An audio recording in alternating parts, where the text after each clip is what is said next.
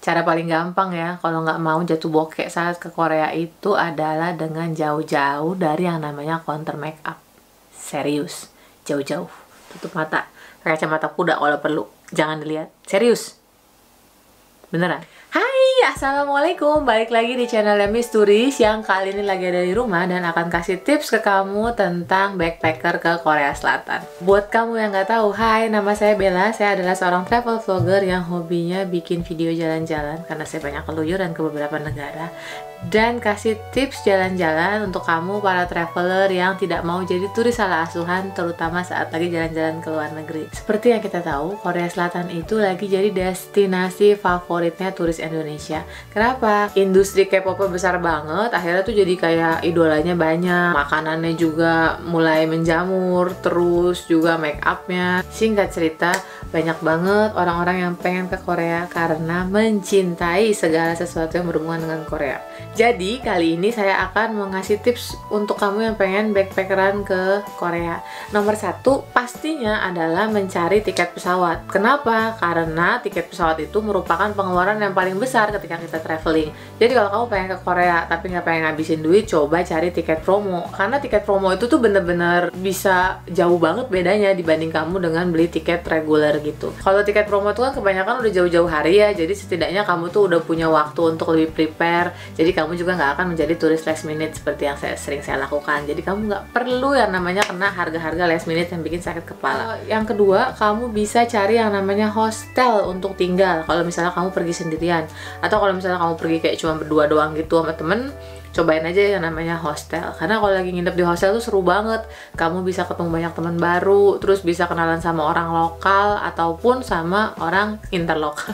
Maksudnya orang dari luar negeri. Buat yang belum tahu apa bedanya hotel dengan hostel, saya udah pernah bikin videonya. Nanti saya kasih linknya di kolom komentar yang ada di bawah ya. Ataupun buat kamu yang pengen nginep di hostel tapi kayak aduh gimana ya, hostel itu kan nggak enak, rame-rame. Nanti saya kasih juga di bawah link video tentang tips supaya kamu nyaman tinggal di hostel. Kalau misalnya kamu lebih ekstrim lagi nih, untuk yang nomor 2 akomodasi ini, kamu bisa cari kenalan. Cari kenalan yang bisa kasih kamu tebengan saat lagi di Korea. Jadi kamu kayak nginep gitu deh di rumah dia tanpa kamu harus membayar biaya akomodasi gitu. Ini dengan catatan kamu punya orang yang kamu kenal ya, atau kamu cukup berani untuk mencari host melalui couchsurfing. Yang ketiga menurut saya adalah soal visa. Nah, visa ini udah nggak bisa diganggu gugat deh. Visa itu sudah kudu ada. Tapi kayaknya kalau visa itu adalah pengeluaran yang dilakukan sebelum kamu ke Korea ya. Jadi nggak usah kita bahas. Terus ngapain sih omongin? Nanti saya edit deh di videonya. Yang berikutnya adalah tentang makanan. Di Korea tuh makanannya sebenarnya nggak mahal, jadi kayak murah-murah gitu. Apalagi kalau kamu datang ke Myeongdong, terus kayak ada banyak jajanan-jajanan di pinggir jalan gitu. Yang kalau kamu belum tahu apa aja, kamu bisa juga tonton videonya Miss Turis, makanya subscribe. Nanti kamu bisa lihat di situ. Terus makanan tuh kayak murah-murah gitu. Cuman permasalahannya kita, terutama kita sebagai wanita, biasanya itu ada konsep yang namanya lapar mata. Jadi pengen nyobain ini itu gitu. Padahal sih sebenarnya perutnya ya nggak tahan juga makan semua. Tapi kayak yang mau dibeli tuh banyak. Ini ujungnya ngabisin duit sih gitu. Nah jadi kalau misalnya memang kamu mau backpackeran ke sini, perlu bijak saat yang namanya jajan makanan, terutama di daerah Myeongdong, karena itu kecil-kecil perintilan tapi banyak, dari ujung ke ujung makanannya banyak banget. Percaya deh, kamu bisa habis 1 juta sendiri kalau kamu tidak bijaksana dalam jajan-jajan ria kayak saya gitu. Yang berikutnya itu adalah kalau misalnya jalan-jalan transportasi umum di sana gimana? Saya kemana-mana naik kereta waktu itu, jadi naik MRT-nya gitu deh. Ada kayak kartu T-Money.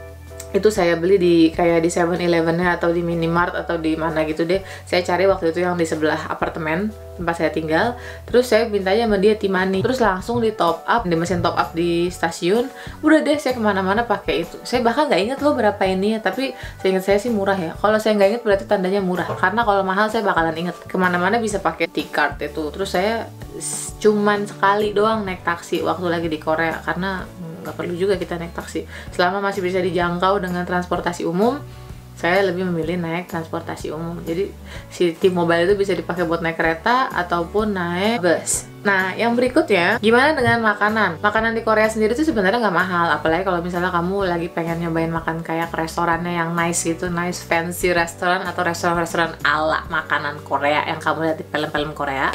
itu porsinya gede, jadi mungkin baiknya kamu pergi tuh nggak sendirian supaya bisa sharing, terus juga sharing harga juga kan, karena saya yakin kamu nggak bakalan bisa ngabisin kalau kamu porsi makanan masih kayak saya ya. Saya kemarin sama teman saya jadi kayak kita pesen selalu satu berdua karena gitu makanannya nggak bakalan habis, gede banget, serius gede banget. Karena saya anak picky eater ya, dan saya juga anaknya amat sangat pantangan makanannya banyak, makanya saya udah bawa makanan dari Indonesia, jadi kayak saya kayak bawa rendang, bawa pop mie, bawa ini, bawa itu gitu. Kalau kamu heran kenapa Miss ngapain sih ke Korea tapi kok bawa-bawa makanan, ini persoalan halal tidaknya makanan itu. Ketika jalan-jalan belum tentu saya bisa menemukan makanan halal, makanya penting bagi saya untuk membawa bekal ketika lagi jalan-jalan. Lalu yang berikutnya, gimana belanja? Untuk belanja sendiri sebenarnya harga-harga di Korea tuh menurut saya standar sih, jadi kayak nggak mahal banget atau nggak murah banget. Tapi saya takutin dulu biar kita lebih serius. Tapi kalau kamu wanita kayak saya, pecinta makeup kayak saya, doyan dandan kayak saya, Myeongdong itu merupakan daerah yang tidak boleh kamu datengin. Kenapa? Karena ya di sepanjang jalan itu, dari ujung sampai ujung, dari ujung ke ujung, kanan kiri tuh isinya toko make up sama cemilan.